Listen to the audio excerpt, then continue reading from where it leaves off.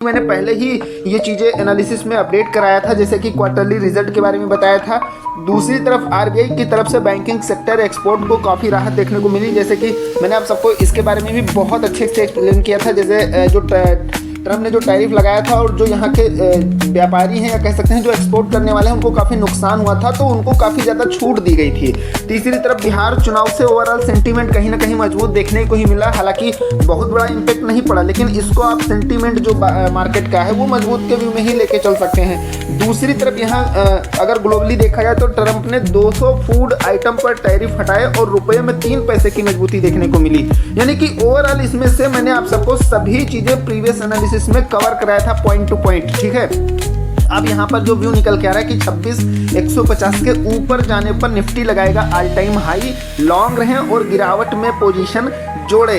अब मार्केट में क्या धमाल होने वाला है और किन चीज़ों को लेकर सावधान रहना है, या फिर हमें ओपनिंग कैसे देखने को मिलेगी, सभी चीज़ों पर पॉइंट टू पॉइंट बात करेंगे। कंप्लीट एनालिसिस रहने वाली है, काफ़ी कुछ धमाकेदार अपडेट लेके आया हूँ।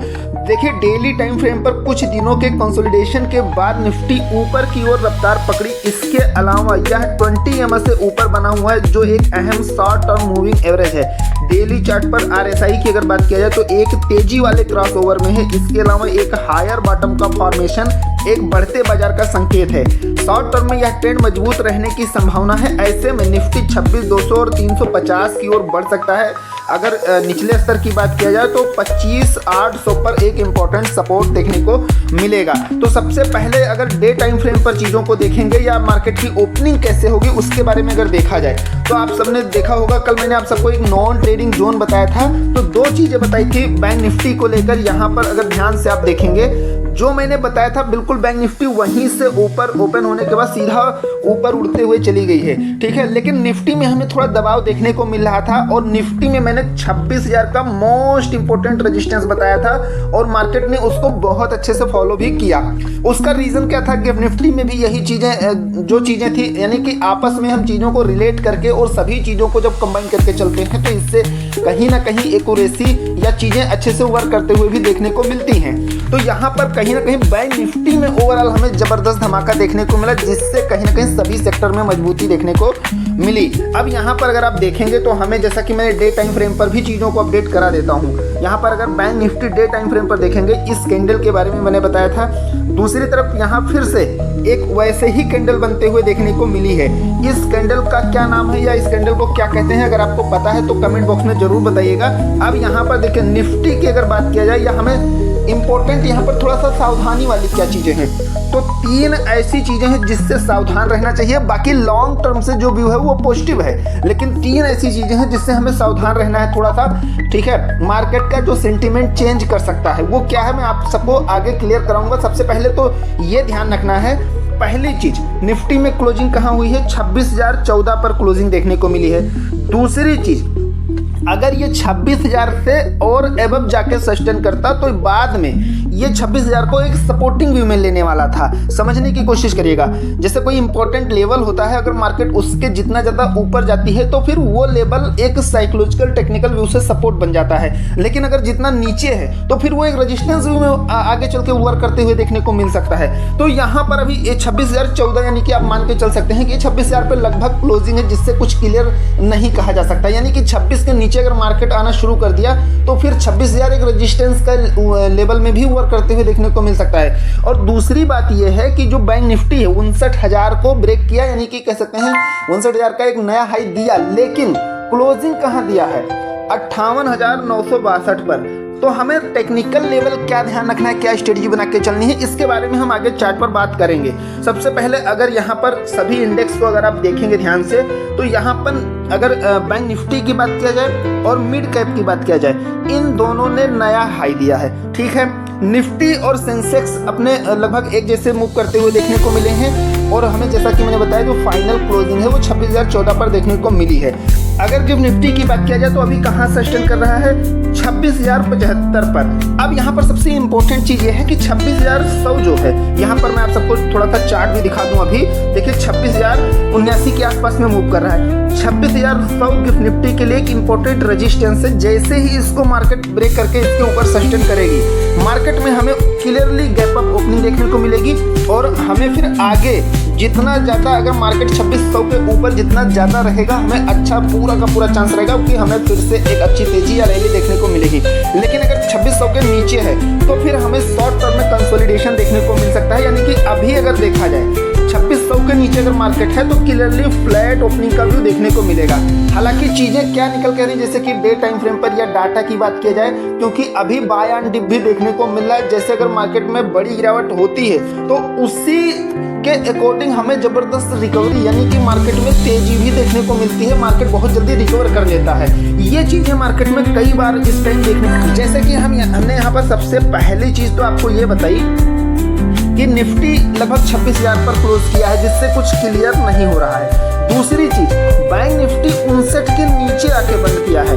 अब यहाँ से 59,000 के ऊपर जाने पर भी हमें कहीं ना कहीं एक नया हाई देखने को मिलेगा और निफ्टी में भी कहीं ना कहीं नए हाई को टच ही करने के बिल्कुल करीब है, तो नए हाई को टच कर सकता है। तो दूसरी चीज तो ये हो गई। अब यहाँ पर देखिए, इस पर थोड़ा सा फोकस करने की जरूरत है। FOMC मिनट के जो डाटा आने वाले हैं तो ये 20 नवंबर को आने वाला है।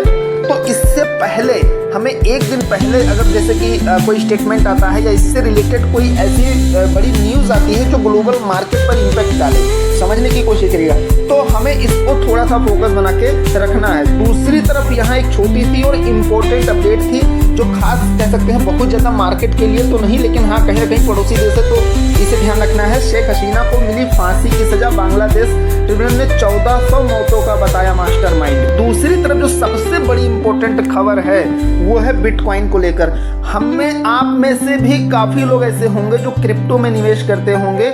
बिटकॉइन में फिर हाहाकार, लाखों करोड़ों डूबे इस डर से 25% करेक्ट। 25% क्रेज का मतलब बहुत बड़ी बात होती है, बहुत बड़ी बात होती है। यानी कि सीधा सीधा जिसका 1 लाख रुपये अगर मान लो लगाया है तो सीधा वो 75,000 हो गया।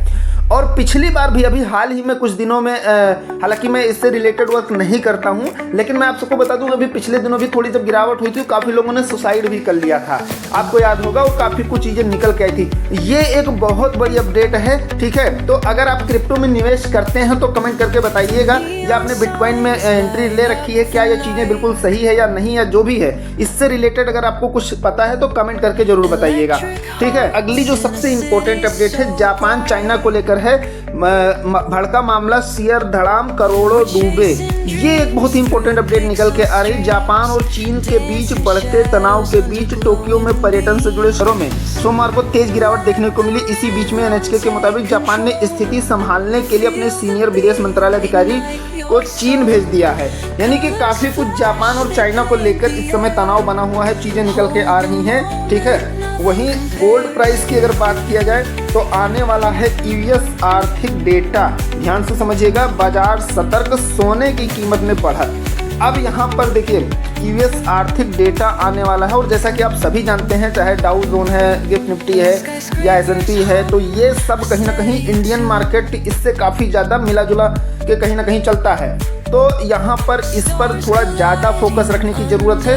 ये 3-4 नेगेटिव पॉइंट हैं जिसको लेकर सावधानी रखनी ही रखनी है, इसे ज़रूर ध्यान रखिएगा।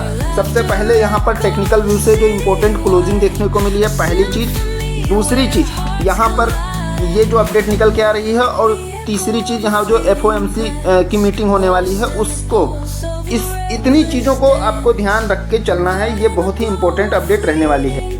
अब जो टेक्निकली चीज़ें निकल के आ रही हैं, या कह सकते हैं टेक्निकल एस्पेक्ट द्वारा, कि निफ्टी में 26,130 से 26,550 की रेंज के भीतर स्थिरता बनी रह सकती है। हालांकि अगर निफ्टी 26,130 के ऊपर टिकने में नाकाम रहा या 25,840 के नीचे फिसल गया तो बाजार की रफ्तार कमजोर पड़ सकती है।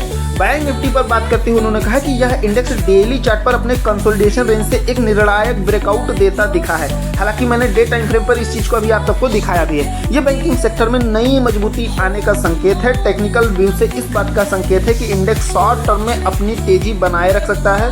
वर्तमान चार्ट स्ट्रक्चर के आधार पर बैंक निफ्टी के शुरुआत में 59,500 उसके बाद 59,900 के स्तर को छूने की संभावना है। लेकिन नीचे अगर देखा जाए यानी डाउन साइड की बात किया जाए तो 58,700 और 600 के जोन में एक मजबूत सपोर्ट भी बना हुआ है, जो किसी भी गिरावट के लिए एक मजबूत कुशन का काम करेगा। यानी कि यहाँ से हमें बाय ऑन डिप देखने को मिल सकता है। यह ब्रेकआउट बाजार में देखने को मिले तेजी के सेंटीमेंट के मुताबिक है। इस समय फाइनेंशियल शेयर बाजार को लीड कर रहे हैं। तो ये सारी इंपॉर्टेंट अपडेट थी। आशा करता हूं जरूर जानकारी अच्छी लगी होगी। बिना टाइम वेस्ट के सभी चीजों को कवर कराया। अब चलिए चलते हैं चार्ट पर, टेक्निकल लेवल देख लेते हैं कौन कौन से निकल के आ रहे हैं, क्या स्ट्रेटजी और प्लान बना के चलना है।